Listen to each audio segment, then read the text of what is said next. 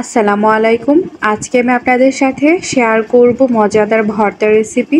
এই ভর্তা রেসিপিটি কিন্তু একদমই অন্যরকম। এটা কিন্তু মাংসের ভর্তার রেসিপি। যাদের মুখে রুচি নেই তাদের মুখে রুচি ফেরানোর জন্য এই মাংসের ভর্তার রেসিপিটি যথেষ্ট। এই ভর্তাটা খেতে কিন্তু অসম্ভব মজার। ভর্তা না অমৃত সেটা বুঝতেই পারবেন না। তাই মুখে রুচি ফেরাতে আজই তৈরি করে নিন এই ভর্তাটা। এই ভর্তাটা কিন্তু একদমই সহজ। তাহলে চলুন দেখে নেই ভর্তাটা তৈরি করার জন্য। প্রথমে আমি গরুর মাংসের একটি টুকরো নিয়েছি।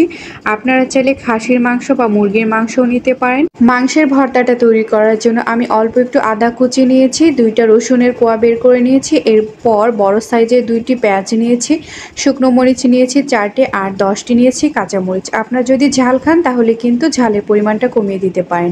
এখন এই সবগুলো দিয়ে মাংসের ভর্তাটা তৈরি করে নেব। মাংসের ভর্তাটা তৈরি করতে প্রথমে আমি প্যানে অল্প একটু তেল নিয়েছি।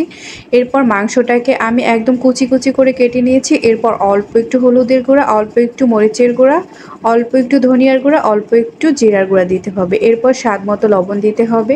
লবণটা আমি একেবারে ব্যবহার করেছি, আর ব্যবহার করব না। এখন এইগুলোকে হালকা করে একটু নেড়েচেড়ে ভেজে নেব। ভেজে নেওয়ার পর ঢাকনা দিয়ে দেব। ঢাকনা দিয়ে 4 থেকে 5 মিনিটের মতো লো টু মিডিয়াম হিটে রেখে এগুলোকে খুব ভালো করে সেদ্ধ করে নেব। 5 মিনিট পর ঢাকনাটা খুলে নিচ্ছি। মাংসর থেকে একদম পানিটা শুকিয়ে গেছে। এটাকে আমি আবারও কিছুক্ষণ নেড়েচেড়ে ভেজে নেব। মাংসটাকে খুব ভালো করে ভেজে নেওয়ার পর এই মাংসটাকে আমি একটি প্লেটের মধ্যে তুলে নিচ্ছি। সবগুলো মাংস আমার প্লেটের মধ্যে তুলে নেওয়া হয়ে গেছে। এখন এই প্যানের মধ্যে আমি অল্প একটু তেল দিয়ে দেব। তেল দিয়ে দেওয়ার পর যে কাঁচামরিচ, পেঁয়াজ, আদা রসুনটা ছিল সেটা এই প্যানের মধ্যে এখন দিয়ে খুব ভালো করে ভেজে নিতে হবে। পেঁয়াজ, কাঁচামরিচ, আদা রসুনটাকে কিন্তু একটু ভালো করে ভাজা ভাজা করে নিতে হবে। এটা কিন্তু মাংস, তাই ভর্তাটার টেস্টি করার জন্য আদা রসুনটাকে একটু বেশি করে ভেজে নিতে হবে।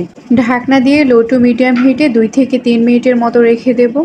2 থেকে 3 মিনিট পর আমি ঢাকনাটা খুলে নিচ্ছি। এগুলোকে আবারও খুব ভালো করে নেড়েচেড়ে ভাজা ভাজা করে এগুলোকে নামিয়ে নিতে হবে। খুব ভালো করে ভেজে নেওয়া হয়ে গেছে। আপনারা দেখে বুঝতে পারছেন আমি ঠিক কতটা ভেজে নিয়েছি। ঠিক এইরকম করে এগুলোকে ভেজে নিতে হবে।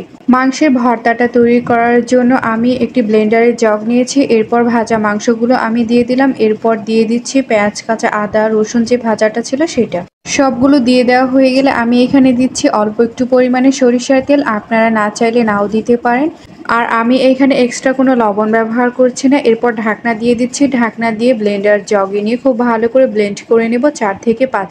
আপনারা কিন্তু এটাকে শিলপাটায় ভর্তা করে নিতে পারেন। খুব ভালো করে ব্লেন্ড করে নেওয়া হয়ে গেছে। এখন এই ভর্তাটাকে আমি একটি প্লেটের মধ্যে নিয়ে নিচ্ছি। ভর্তাটাকে প্লেটের মধ্যে নিয়ে নেওয়ার পর আমি আবারও হাত দিয়ে খুব ভালো করে মেখে নিচ্ছি। এরপর এই ভর্তাটাকে গোল গোল শেপ দিয়ে দেব। যদি আমার এই মাংসের ভর্তার রেসিপিটি আপনাদের ভালো লাগে তাহলে অবশ্যই লাইক, কমেন্ট এবং শেয়ার করবেন।